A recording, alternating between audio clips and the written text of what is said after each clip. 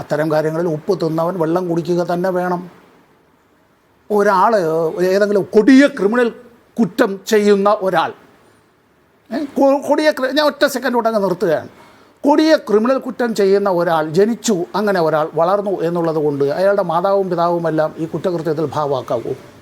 അങ്ങനെ അന്വേഷണം കഴിയുന്നവരെ അയാളെ രാഷ്ട്രീയ പ്രവർത്തനവുമായി ബന്ധപ്പെട്ടുള്ള അതുവരെയുള്ള പ്രവർത്തനങ്ങൾ വെച്ചുകൊണ്ടാണ് ഇത്തരം കാര്യത്തിൽ നമുക്ക് ചെയ്യാൻ പറ്റുക. നിങ്ങൾ പാർട്ടി നൽകിയിട്ടുള്ള സ്ഥാനങ്ങളിൽ നിന്ന് മാറ്റി നിർത്തുമോ സമ്പത്ത്?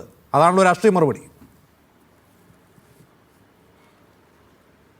ഇപ്പൊ എന്തൊക്കെ ചുമതലയാണ് അദ്ദേഹം നിർവഹിക്കുന്നതെന്ന് പറഞ്ഞാൽ അദ്ദേഹം എന്താണ് CPM കാരനാണ്, അയാൾക്ക് എന്തെങ്കിലും ചുമതല മാറ്റി നിർത്തുമോ, അല്ലെങ്കിൽ സസ്പെൻഡ് ചെയ്യോ?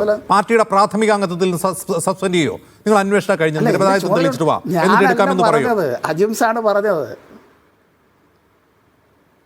അതാത് കാലത്ത് ഇതിനൊന്നും നമ്മൾ ഈ മുൻകൂട്ടിയുള്ള ഒരു ഹൈപ്പോത്തറ്റിക്കൽ സിറ്റുവേഷൻ എടുത്തുകൊണ്ടല്ല ഇത്തരം കാര്യങ്ങൾ ചെയ്യുക. മുൻകൂട്ടി അയാൾ പ്രതിയാണ്. ആളെ സംബന്ധിച്ച് 8ാം പ്രതി ദേവസ്വം ബോർഡാണ്, അന്നത്തെ ദേവസ്വം ബോർഡാണ് 8ാം പ്രതി. അത് ചെമ്പാണ്, അഴിച്ചുകൊണ്ടുപോകുന്ന ചെമ്പാണ് എന്ന് ഓർഡറിൽ ഒപ്പിട്ട് മിനിറ്റ്സിൽ രേഖപ്പെടുത്തി ഒപ്പിട്ട് കൊടുത്തത് ആ ദേവസ്വം ബോർഡാണ്, അദ്ദേഹത്തിന്റെ അധ്യക്ഷതയിലാണ്.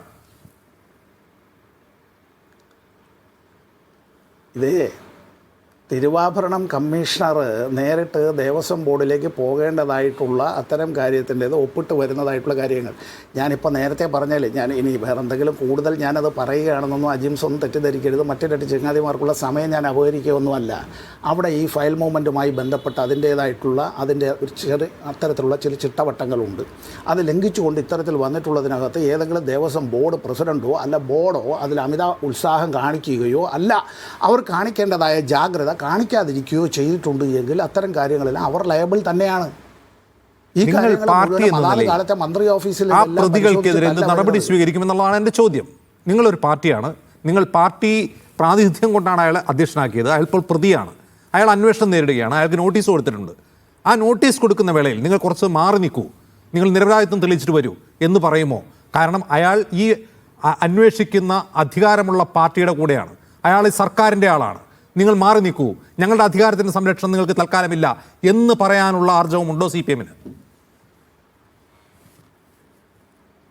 CPM ഇവിടെ അധികാരത്തിൻ്റെ സംരക്ഷണം ഒരു പ്രതികൾക്ക് നൽകുന്നില്ല, നൽകാൻ തയ്യാറുമല്ല.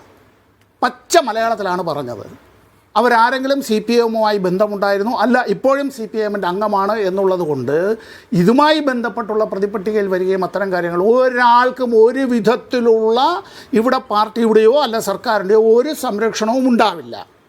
ഓക്കെ, അങ്ങനെ ഉണ്ടാവും എന്ന് ഞങ്ങളുടെ രാഷ്ട്രീയ എതിരാളികൾ വ്യാമോഹിക്കുകയും വേണ്ട.